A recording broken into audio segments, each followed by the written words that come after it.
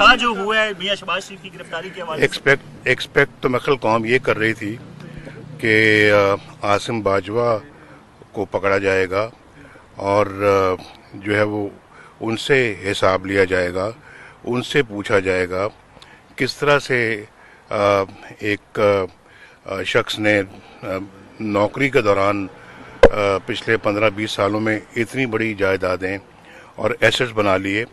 तवक्को तो कौम को ये थी कि पकड़ा तो उसने जाना था, पकड़ उन्होंने शहबाज शरीफ को लिया है। फिलहाल तो मैं यही कहना चाहूँगा कि ये शहबाज साहब ने अपने अरेस्ट से पहले ही कह दिया था कि ये नैब न्याजी गठजोड़ है और वो साबित हो गया है।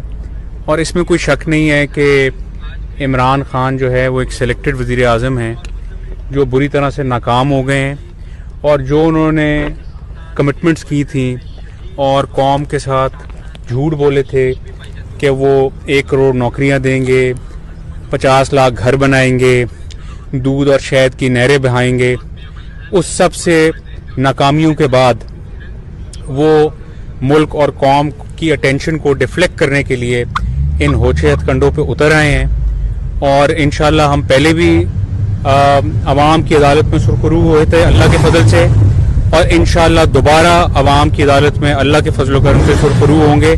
हम ना घबराने वाले हैं और ना डरने वाले हैं। बहुत शुक्रिया, थैंक यू वेरी मच।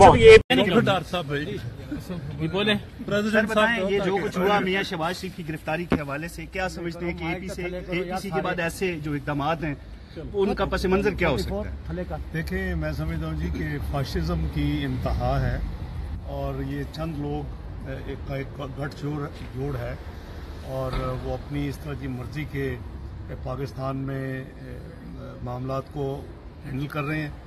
और मुझे तो कोई बज़ाहिर वजह नज़र नहीं आती कि मियां शहबाज शरीफ की गिरफ्तारी क्यों उसकी ज़रूरत थी। काफ़ी अरसा वो कस्टडी में थे नैब के। ये नैब और जो गवर्नमेंट की जो गठजोड़ है वो आपके सामने यहाँ है। और आपने जैसे फरमाया कि एपीसी के जो फैसले हैं जमहूरियत के लिए, पार्लियामेंट और आइन की बालादस्ती के लिए, वो गालिबन उसी गठजोड़ जो चंद लोगों का है उनको शायद सूट नहीं करते, और वो एक किस्म के ये रिएक्शन के तौर पे ये इस तरह के हरबे हो रहे हैं। डॉक्टर साहब, मियां साहब तो कहते हैं कि हमारी जंग उनसे है जो इमरान खान को लाए हैं, तो ये फिर नैब और इमरान खान का गठजोड़ तो ना हुआ, ये तो किसी और सब ही हैं जी। मैं तो कह रहा हूँ कि ये एक हैंडफुल ऑफ पीपल है। देखिए, इस पे अदारे इन टोटलिटी नहीं होते, ये चंद लोग ही होते हैं, और वो जो नेक्सस बनता है चंद लोगों का, वो फिर तरह का एक उनका अपना म्यूचुअल इंटरेस्ट भी होता है, और वो एक प्लान करते हैं। जैसे हमारी हुकूमत को टारगेट किया गया, मुस्लिम लीग नून को से इलेक्शन चोरी किया गया, हम इलेक्शन जीत रहे थे, तो अब तो सारी दुनिया देख चुकी है ये सारी चीज़ें। Thank you very much.